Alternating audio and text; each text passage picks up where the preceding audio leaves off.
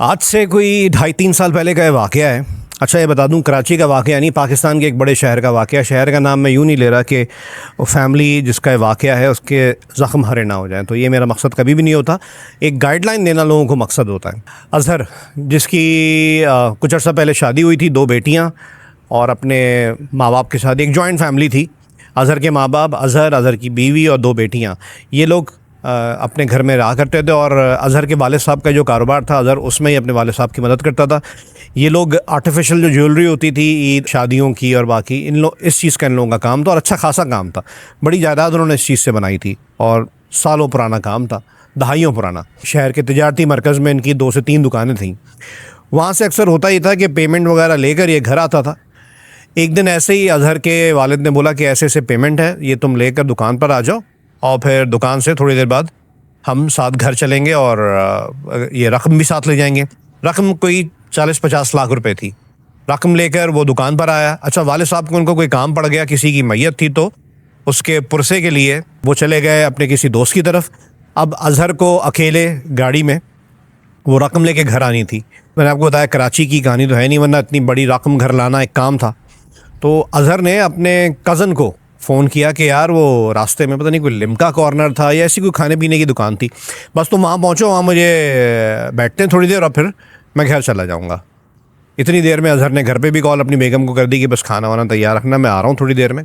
काफ़ी देर हो गई, अज़हर घर नहीं पहुँचा। फिर अज़हर के वालिद को फ़ोन किया गया। वालिद ने बोला मैं घर के पास ही हूँ, तो ऑलमोस्ट पहुँचने वाला हूँ और फिर मैं पता करता हूँ कि कहाँ गया है वो। अज़हर जिसने अपने फ़ोन करने के घंटे बाद पहुंच जाना था, रात के कोई 11 बज गए, यानी कि फ़ोन के बाद कोई 5-6 घंटे का फ़र्क आ गया। तो फिर अज़हर के वालिद साहब ने 2-3 जगह फ़ोन किया, वो कहीं पे वो ट्रेस नहीं हो सका। तो अज़हर के वालिद फिर परेशान होकर करीबी पुलिस स्टेशन गए। वहाँ जाके एक तरह से रिपोर्ट किया कि मामला कुछ अजीब लग रहा है, क्योंकि अज़हर के पास 40-50 लाख रुपए जो मैंने आपको बताया रकम थी वो मौजूद थी। 2-3 दिन हो गए, पुलिस ट्रेस नहीं कर पाई, क्योंकि जवान ही है, मेरे ख्याल से लेट 20s में होगा। तो पुलिस को ये भी था कि शायद कहीं गया हो, आ जाएगा। हो सकता है कोई बाप से नाराज़गी हो, लेकिन बाप ये बार बार कह रहा था भाई घर में ऐसी कोई बात ही नहीं हुई। खैर, पुलिस ने साइंटिफिक बुनियादों पे चंद दिनों बाद साइंटिफिक असूलों को अपनाते हुए कुछ इन्वेस्टिगेशन को आगे बढ़ाया। तो इनके ही एक रिश्तेदार, मैंने आपको बताया था ना, कज़न को फ़ोन किया था कि तुम वहाँ पहुँचो, उस पर कुछ शक हुआ। अब वो जियो फेंसिंग की कोई और एविडेंसेस मिले उनको, CDR से कोई बात पता लगी, ये मुझे एग्जैक्टली क्लियर नहीं है। बहरहाल उस कज़न को फिर उन्होंने हिरासत में लिया और फिर आपको पता पुलिस की अपनी तफ्तीश का तरीक़ाकार है। तो उस कज़न ने बताया कि अज़हर को तो उसी दिन उसने जान से मार दिया था। अज़हर के कज़न ने बताया कि उसके पास ऐसे रकम थी। अच्छा, अज़हर का जो कज़न था वो उस शहर के एक नॉर्मल से इलाके में रहता था। छोटा मोटा काम था उनका, साबुन, जो होममेड साबुन होते हैं ना, ये बनाने का काम था।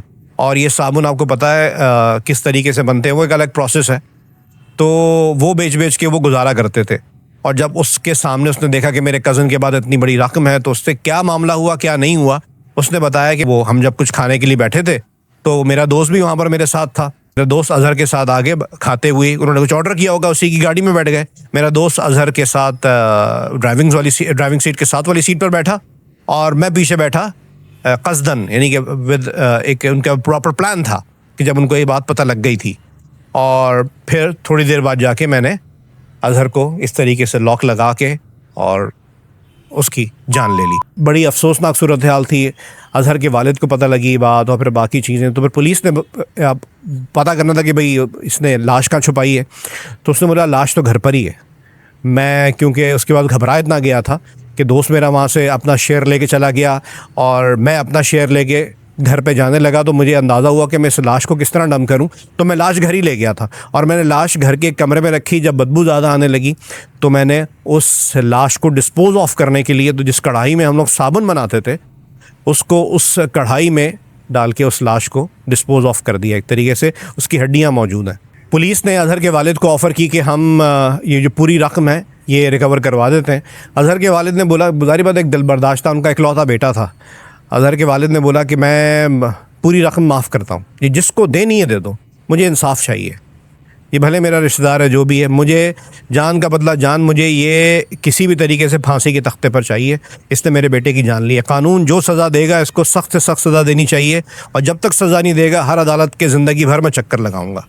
अच्छा, कुछ अरसे बाद अजहर का जो कातिल था उसका रिवायती अंजाम हुआ। उसने कहते हैं जी अदालत ले जाते हुए या अदालत से वापसी पर उसने पुलिस कस्टडी से भागने की कोशिश की, पुलिस की फायरिंग से वो हलाक हो गया। बहरहाल हमारा मकसद इस एंगल पर गौर करना नहीं है, हमारा मकसद इस एंगल पर गौर करना है कि कभी कभी हम खूनी रिश्तों पर, रिश्तेदारों पर इस कदर भरोसा कर लेते हैं, हम इमेजिन भी नहीं कर पाते कि उन्होंने इस किस्म का नुकसान पहुंचाने का हमें इरादा कर लिया है।